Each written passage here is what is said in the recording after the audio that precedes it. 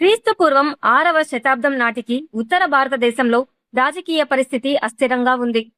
మగధ, కోసల వంటి మహాజనపదాలు గంగా మైదానంలో ఆధిపత్యం కోసం పోరాడుతుంటే, వాయువ్య భారతం అనగా నేటి పంజాబ్, సింధ్, గాంధార ప్రాంతాలు చిన్న చిన్న స్వతంత్ర రాజ్యాలుగా విడిపోయి ఉన్నాయి. వీటి మధ్య ఐక్యత లేకపోవడం విదేశీయులకు ఆహ్వానం పలికినట్లయింది. అదే సమయంలో పశ్చిమాన ఇరాన్ పీఠభూమిపై అకిమెనెడ్ సామ్రాజ్యం అప్రతిహతంగా ఎదుగుతోంది. పర్షియన్ సామ్రాజ్య స్థాపకుడైన రెండవ సైరస్ తన సామ్రాజ్య సరిహద్దులను తూర్పు వైపు విస్తరించాలని నిర్ణయించుకున్నాడు. క్రీస్తుపూర్వం 550 ప్రాంతంలో సైరస్ హిందూకుష్ పర్వతాలను దాటి కాబూల్ లోయను, గాంధార ప్రాంతాన్ని తన ఆధీనంలోకి తెచ్చుకున్నాడు.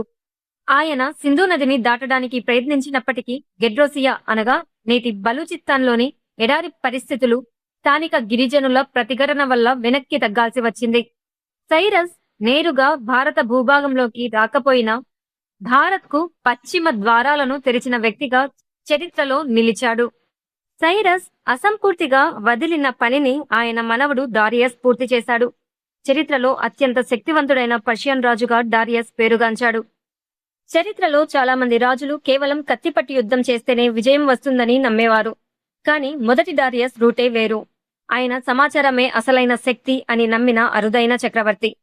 డారియస్ భారతదేశంపై దాడి చేయాలనుకున్నప్పుడు ఆయన ముందున్న అతిపెద్ద సవాలు ఇక్కడి అడవులు, నదులు, దారులు. వీటి గురించి తెలుసుకోవడానికి ఆయన ఒక మాస్టర్ ప్లాన్ వేశాడు. క్రీస్తుపూర్వం 518 ప్రాంతంలో గ్రీకు నావికుడైన స్కైలాక్స్ నాయకత్వంలో ఒక భారీ బృందాన్ని పంపాడు. వీరు సింధు నది ఎక్కడ పుట్టిందో తెలుసుకుని ఆ నది వెంట ప్రయాణించి సముద్రం వరకు చేరుకున్నారు. దాదాపు 2.5 ఏళ్ల పాటు సాగిన ఈ ప్రయాణంలో ఎక్కడ నది దాటవచ్చు, ఎక్కడ సైన్యాన్ని నిలపవచ్చు, ఏ ప్రాంతాలు సంపన్నమైనవి అనే విషయాలన్నీ డారియస్ ముందే పూర్తిగా తెలుసుకున్నాడు. అంటే కళ్ళు మూసుకుని కూడా యుద్ధం చేయగలంత సమాచారం ఆయన దగ్గర ఉందన్నమాట. ఈ సమాచారంతో డారియస్ చాలా సులభంగా పంజాబ్, సింధ్ ప్రాంతాలను జయించాడు. ఆ ప్రాంతానికి ఆయన పెట్టిన పేరు హిందుష్. పర్షియన్ సామ్రాజ్యంలో ఉన్న 28 రాష్ట్రాలలో దీనికి ప్రత్యేక స్థానం ఉండేది. ఎందుకంటే ఇది కేవలం సరిహద్దు కాపలా మాత్రమే కాదు, పర్షియా సామ్రాజ్యానికి వెన్నెముకగా నిలిచింది. డారియస్ నిర్మించిన గొప్ప నగరాలకు ఇక్కడి నుండే ముడిసరుకులు వెళ్లేవి. డారియస్ పాలనలో భారతదేశం ఎంతటి బంగారు గనిగా మారిందో ఈ గణాంకాలు చూస్తే అర్థమవుతుంది. చరిత్రకారుడు హెరోడోటస్ మాటల ప్రకారం ఈ భారతీయ రాష్ట్రం ఏటా 360 టాలెంట్ల బంగారు ధూళిని పన్నుగా చెల్లించేది. ఇతర రాష్ట్రాలన్నీ కలిపి ఇచ్చే వెండి పన్ను విలువ ఒక ఎత్తు అయితే, ఒక్క భారతదేశం నుండి వచ్చే బంగారు ఆదాయం మరో ఎత్తు. దీనివల్ల పర్షియా ప్రపంచంలోనే అత్యంత సంపన్న రాజ్యంగా ఎదిగింది. ఈ సంపదతోనే డారియస్ తన సామ్రాజ్యం అంతటా అద్భుతమైన రహదారులు, కట్టడాలు నిర్మించగలిగాడు. డారియస్ కేవలం సంపదను దోచుకోవడమే కాకుండా ఒక పద్ధతి ప్రకారం పాలించాడు. పర్షియా రాజధాని నుండి భారతదేశం వరకు సమాచారం చేరవేయడానికి గుర్రాల మీద వార్తాహరులను పంపే పద్ధతిని ఆయనే పటిష్టం చేశాడు. ఈ కేంద్రీకృత పాలనా విధానాన్ని చూసే తర్వాతి కాలంలో చంద్రగుప్త మౌర్యుడు తన సువిశాల సామ్రాజ్యాన్ని ఎలా అదుపులో ఉంచుకోవాలో నేర్చుకున్నాడు. మొదటి డారియస్ భారతదేశాన్ని కేవలం ఆర్థికంగా వాడుకుంటే, ఆయన కుమారుడు జర్క్సెస్ భారతీయ వీరుల పరాక్రమాన్ని ప్రపంచానికి పరిచయం చేశాడు. జర్క్సెస్ కాలంలో భారతదేశం కేవలం ఒక రాష్ట్రంగానే కాకుండా పర్షియాకు ఒక బలమైన సైనిక శక్తిగా తోడ్పడింది. ఇది కేవలం యుద్ధం కాదు, భారతదేశం ప్రపంచ రాజకీయాల్లోకి నేరుగా అడుగుపెట్టిన సమయం. క్రీస్తుపూర్వం 480లో జర్క్సెస్ గ్రీసును జయించడానికి ఒక మహాసైన్యాన్ని సమీకరించాడు. ఈ సైన్యంలో పర్షియా సామ్రాజ్యంలో ఉన్న అన్ని దేశాల వీరులు ఉన్నారు. కాని అందులో ప్రత్యేకంగా నిలిచింది మన భారతీయ దళం. గ్రీకు చరిత్రకారుడు హెరోడోటస్ రాసిన దాని ప్రకారం భారతీయ సైనికులు పత్తితో చేసిన విశిష్టమైన వస్త్రాలను ధరించేవారు. అప్పట్లో ఐరోపా వాసులకు పత్తి గురించి తెలియదు. అందుకే వారు భారతీయ దుస్తులను చూసి ఆశ్చర్యపోయేవారు. భారతీయులు వాడిన విల్లులు వెదురుతో చేసినవి, కాని అవి చాలా శక్తివంతమైనవి. వారి బాణాలు ఇనుప కొసలతో ఉండి శత్రువుల కవచాలను సైతం చీల్చుకుపోయేవి. చాలా మందికి 300 సినిమా ద్వారా తెలిసిన థర్మోపైలే యుద్ధంలో పర్షియన్ సైన్యం తరపున మన భారతీయ విలుకాడు కూడా ఉన్నాడు. పర్వత ప్రాంతాల్లో జరిగే యుద్ధాల్లో భారతీయ విలుకాళ్ల వేగం మరియు గురి చూసి గ్రీకు వీరులు సైతం అప్రమత్తమయ్యేవారు. పర్షియన్ సైన్యంలో భారత్ నుండి వెళ్లిన రథాలు, గుర్రాల దళం యుద్ధక్షేత్రంలో మెరుపు వేగంతో కదిలేవి. భారతదేశం నుండి పర్షియాకు వెళ్లిన ఈ సైన్యం ఐరోపా గడ్డపై పోరాడిన మొదటి ఆసియా సైన్యంగా చరిత్రలో నిలిచిపోయింది. ఈ యుద్ధాల వల్ల ఒక వింతైన పరిణామం జరిగింది. గ్రీకులు అప్పటి వరకు భారతదేశం గురించి వినడమే తప్ప చూడలేదు. యుద్ధ రంగంలో భారతీయుల శౌర్యాన్ని చూశాక గ్రీకు మేధావుల్లో భారత్ పట్ల గౌరవం మరియు కుతూహలం పెరిగాయి. ఈ పరిచయమే తర్వాతి కాలంలో అలెగ్జాండర్ లాంటి యోధులకు భారత్ మీద కన్ను పడేలా చేసింది. అంటే జెక్సెస్ యుద్ధం భారత్, గ్రీస్ మధ్య ఒక సాంస్కృతిక వారధిని నిర్మించింది. జెక్సెస్ కాలంలో భారతదేశం కేవలం పన్నులు కట్టే రాష్ట్రం నుండి పర్షియాను గెలిపించగలిగే సైనిక శక్తిగా మారింది. ఈ దండయాత్రల వల్ల భారతీయ సంస్కృతి, ఆయుధ సంపత్తి మొదటిసారిగా ఐరోపా దేశాల కళ్ల ముందు ప్రదర్శించబడ్డాయి. ఇది అంతర్జాతీయ సంబంధాల చరిత్రలో ఒక మైలురాయి.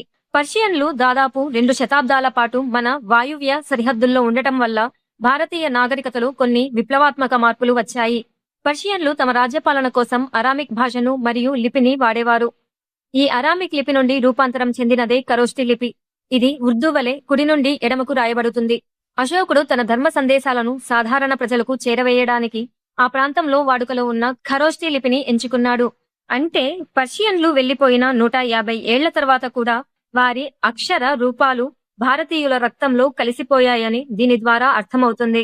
చంద్రగుప్త మౌర్యుడు నంద సామ్రాజ్యాన్ని కూల్చి సువిశాలమైన మౌర్య సామ్రాజ్యాన్ని స్థాపించినప్పుడు ఆయన ముందున్న ప్రధాన నమూనా పర్షియన్ల పాలనే. కేవలం ఒక రాజు మాత్రమే అతిపెద్ద దేశాన్ని పాలించడం కష్టమని గుర్తించి రాష్ట్రాన్ని సత్రపీలుగా విభజించి గవర్నర్లను నియమించే పద్ధతిని పర్షియన్ల నుండి గ్రహించారు.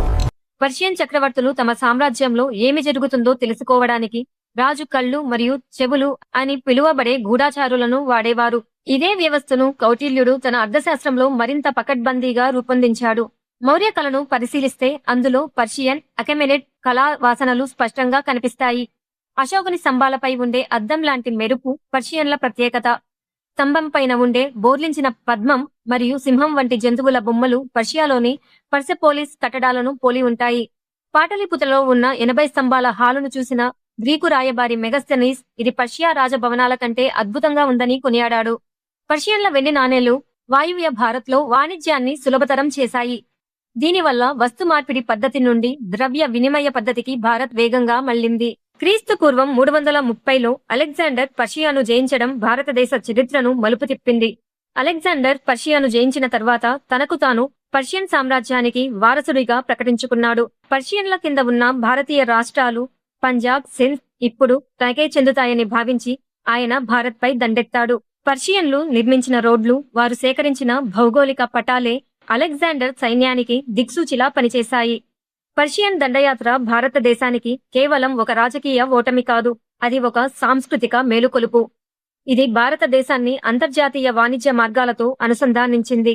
పశ్చిమ దేశాల కళలు, పరిపాలనా పద్ధతులు భారత్లోకి ప్రవేశించగా భారతీయ తత్వశాస్త్రం మరియు సంపద ప్రపంచానికి పరిచయం అయ్యాయి.